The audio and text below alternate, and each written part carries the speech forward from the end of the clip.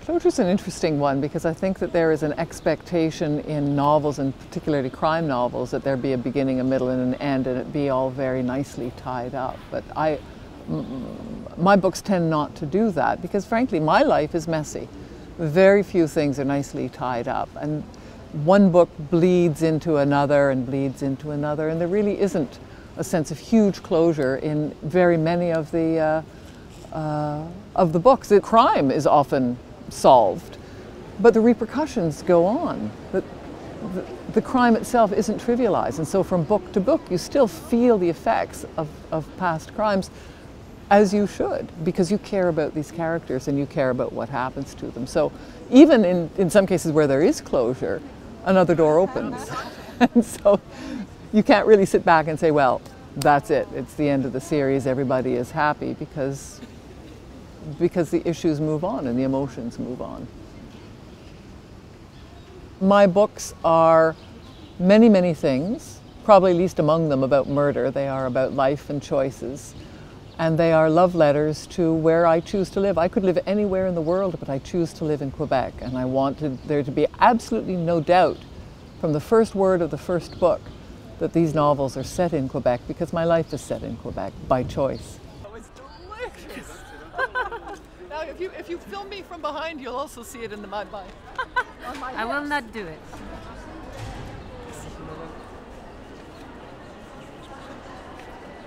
There's an intentional magical realism about the village, and it's not on any map. It's only ever found by people lost. These allegories aren't used by mistake. It's on purpose, and it's found by wounded people. And in Three Pines, there's a description that it's not that it's immune to the woes of the world, but what Three Pines has is an ability to heal. Again, not because it's hiding from the reality, but because it can turn, it faces it, it feels it, and then it can let it go. And that's what Gamache tries to do when he's deeply wounded, both physically but also emotionally, is that he needs to sit quiet.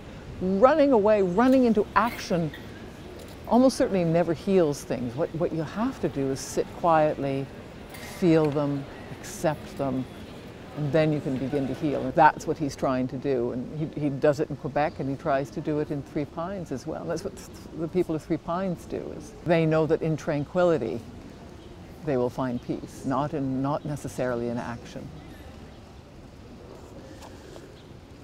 It helps that I am myself riddled with fears.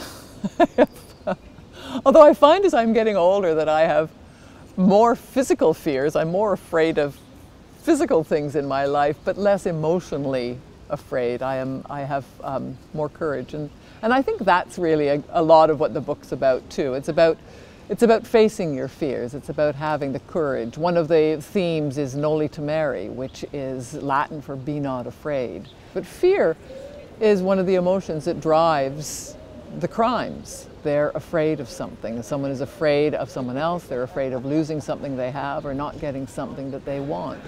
And that's what drives it. The bullet may do the actual crime, but what pulls the trigger finger is fear.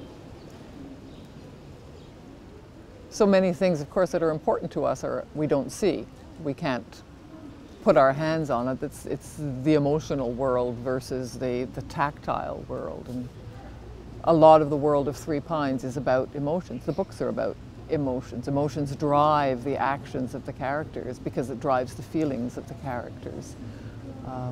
So for me, the invisible world is not more important than the visible. I want my books to be sensuous so that you're not viewing the characters or the actions from afar, but that the fourth wall come down and you are joining, you're walking with Gamache. You're sitting at the bistro with Clara and Gabri and Olivier, that you can smell the wood smoke, you can taste the food, you can feel the scrape of the cold on your cheeks. And that's the invisible world made tactile. And that's what I want to do, is have that bridge between fiction and reality. Mademoiselle Jane Neal se présenta devant Dieu dans la brume matinale de dimanche de Thanksgiving. Ce décès inattendu prit tout le monde au dépourvu. La mort de Mademoiselle Neal n'était pas naturelle, sauf si l'on croit que tout arrive à point nommé.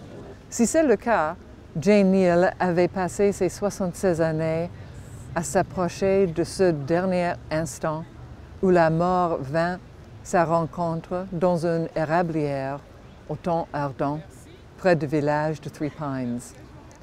Elle tomba, bras et jambes écartés, comme si elle avait voulu former la silhouette d'un ange dont les feuilles mortes aux couleurs vives.